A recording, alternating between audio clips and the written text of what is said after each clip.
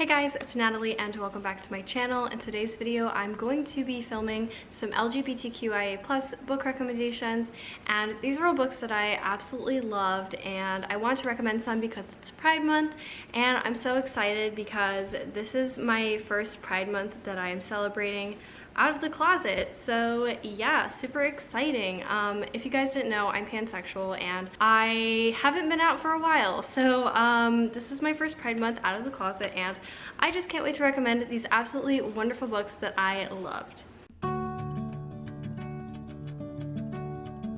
So the first one I have to recommend is one of my favorite books of all time, and that is Wilder Girls by Rory Power. This one is a YA horror novel, and it follows a group of girls who live on an island called Raxter Island, and they basically go to a boarding school for girls, but because of a virus that has overtaken the island, they are basically cut off from the rest of the United States. So this virus has deformed the girls' bodies and given them second spines and scales and lesions, and it's just really nasty, and it has also altered the wildlife and the animals that are on the island as well. So because the island is so dangerous and the wildlife is deformed, the girls are supposed to stay on the grounds of the school unless they are in the group to go get the Navy supplies that are dropped off at the island at regular intervals. And this one basically follows our main character Hetty when her best friend Byatt goes missing, which is really strange because the girls are not supposed to leave the grounds of the school. So basically Hetty launches her own investigation to find out what happened to her best friend,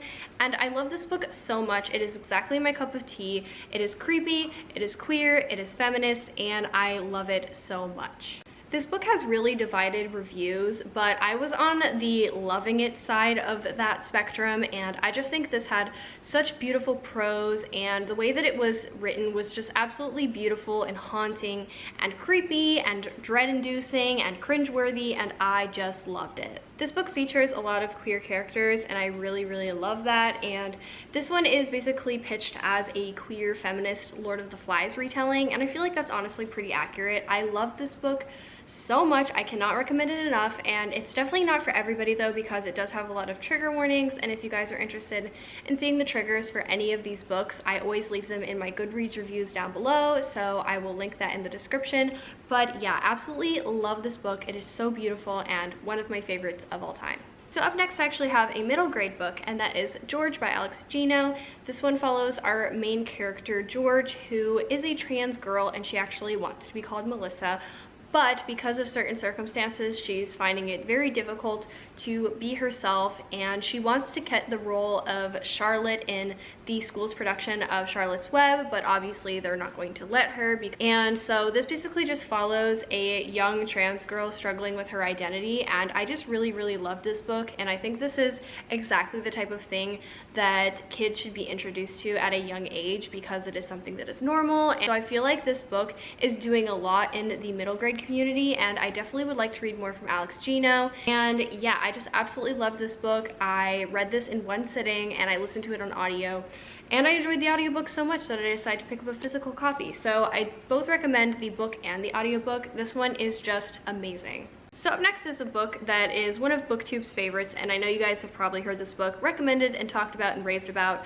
a million hundred times by everyone, and that is The Seven Husbands of Evelyn Hugo by Taylor Jenkins Reid. This one is an adult historical fiction novel that follows our main character Monique, who basically is a low-level journalist, and she gets selected to interview a reclusive Hollywood starlet named Evelyn Hugo, who doesn't really let anybody interview her, and she's very notorious as a film star for having 7 husbands throughout her career. So our main character Monique doesn't really know why she gets chosen to interview one of the most reclusive but interesting Hollywood stars of all time, but as the novel goes on and Evelyn Hugo recounts her life, you definitely learn why. I really just love this book because I know I say this every time I talk about it, but it is so well crafted. Like, just reading this book, you can tell how much care went into writing this book. Everything is just so intricate and complex, and there's layers. I always have a hard time coming up with cohesive thoughts when I'm talking about books I like, but I feel like it's so much easier when I'm talking about books I don't like. But anyways, this one actually features a bisexual Cuban-American main character, and there's a ton of other characters of different ethnicities, sexualities, backgrounds, and it's just such a diverse story, but it's not trying too hard. It just felt like it was supposed to be written that way. I don't know, this writing was just so practical but beautiful at the same time, and it definitely got the point across, and it was just so smart, and I loved it so much. And I feel like this is one of those books that came to me at a time in my life where I needed it, and so I will always love this book for that. And I just can't wait to reread it soon because it was such a pleasure to read, and I tore through it in like 2 days just because it is so fantastic. So if you're looking for a historical fiction novel about old Hollywood with great characterization, great diversity, highly recommend this book. It is so well done. So up next, I have Orpheus Girl by Brynner Bell Henry. This is a really short 176-page YA contemporary that I absolutely love. I read it this year in January, and I know it's definitely going to be on my favorite books of 2020 list because it is so amazing. This book follows our main character, Raya, who lives in a very small conservative Texas town with her grandmother, and she basically gets outed, and so does her best friend who she's in love with, and they basically both get sent to conversion therapy camp. So this book is definitely a harrowing read, and it's less so plot driven and character driven than it is an ode to conversion therapy camp and why things like that are harmful to the LGBT community.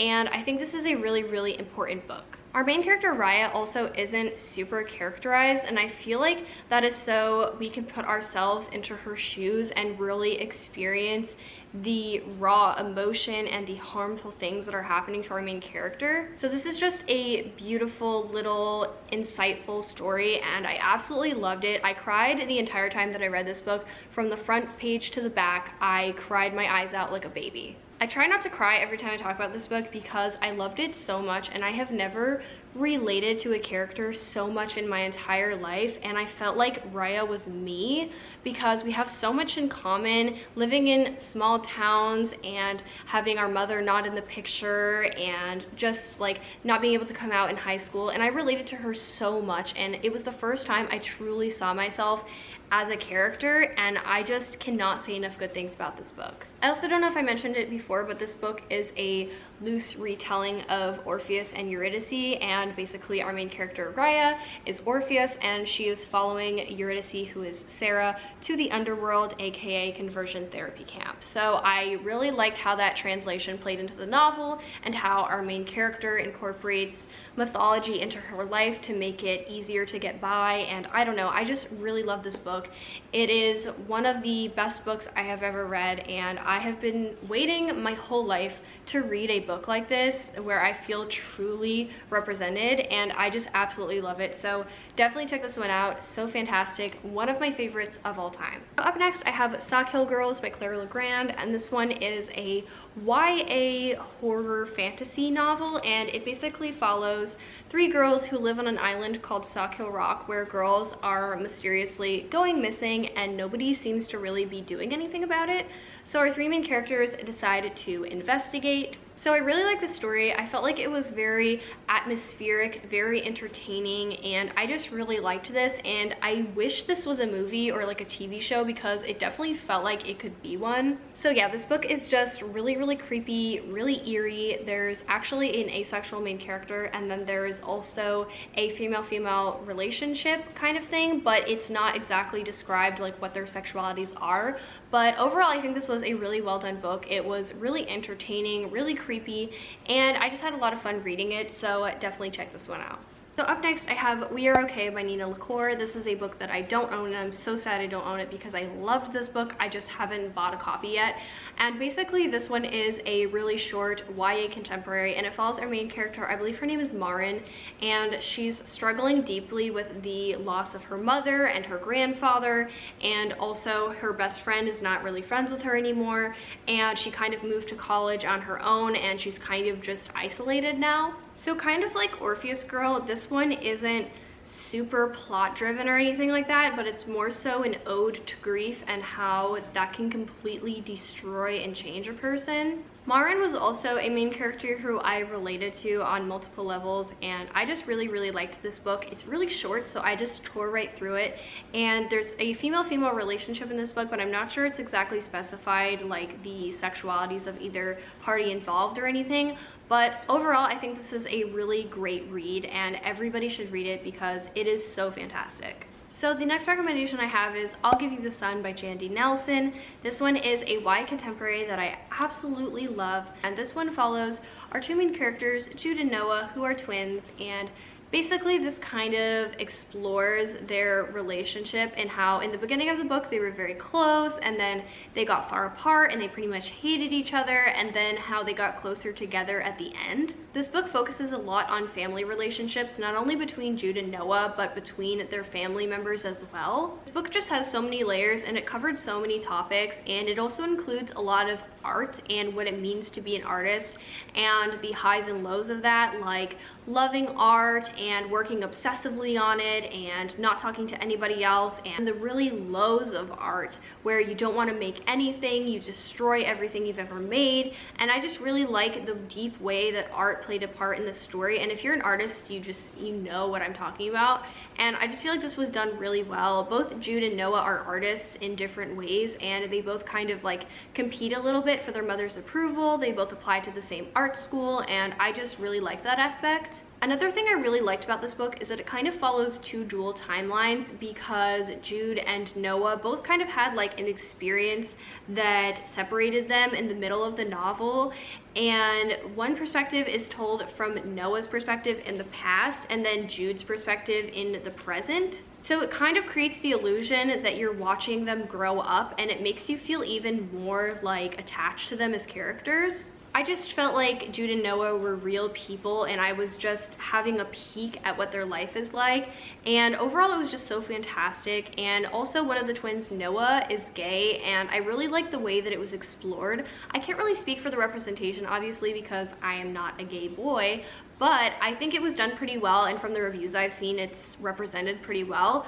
But overall, I just really love this book. It is written so beautifully, and the writing style is almost like fabulism in a way, so it's definitely very hard to get used to when you're first reading the book, but once you get through it, you're like, okay, I get it. It definitely plays a part in how the story is told. I highly recommend the audiobook for this one as well. I really like the way it was narrated, and it was honestly a joy to listen to. So overall, this is such a beautiful novel, from the family dynamics, the sexuality discovery, and the art that played a role in this. It was just so intricate, and I absolutely adored it. So please check this one out if you haven't already. It is so fantastic. So up next, actually, I have two books that are by the same author, and these books aren't specifically about the queer experience, but it is by a queer author, and she definitely does touch on the subject in both of her books that I've read by her, and that is Hunger and Bad Feminist by Roxane Gay. So basically, those are both nonfiction essay collections, and in Bad Feminist, Roxane Gay touches on her own feminism, why she thinks it's necessary, and how being a bad feminist is better than not being a feminist at all. And then in Hunger, Roxane Gay intimately details her relationship with her body and kind of like the history of her body, as she touches on her sexual assault, her eating disorder, fat phobia that she's experienced, and everything like that. And I thought these were both excellent, so smart and thought-provoking novels that I absolutely loved. And I just really love Roxane Gay's voice as an author. She is very straight to the point, no bullshit, no holds barred, and she definitely gets across the points that need to be said. So like I said, even though both of these novels aren't solely about the queer experience, I still think Roxane Gay should be supported as a queer author, because she's doing great things in the book world, in my opinion, and everything she says is just like so smart and thought-provoking, and she always talks about things that I never would have thought to think about. And I feel like voices like that are so important in the book world and in the feminism world in general. So definitely check out this author, support her work. I love her so much. So the last LGBT book I have to recommend is A Lady's Guide to Celestial Mechanics by Olivia Waite. This one is an adult historical female-female romance that follows two women who fall in love, and this is such a beautiful story. And one of our main characters is basically a widow after her husband dies, and then she ends up getting entangled with a girl who is kind of like an astronomer. She can't really be an astronomer because she is a woman, you know, in the old times, but they end up coming together, and I absolutely love their relationship. And I think this does a really great job at characterizing the characters, and I know know that sounds like really stupid the way I just said that, but basically, I don't know, their relationship was really cute and it focused a lot on building up their relationship and slowly becoming comfortable with things. And overall, I just thought this was really well done.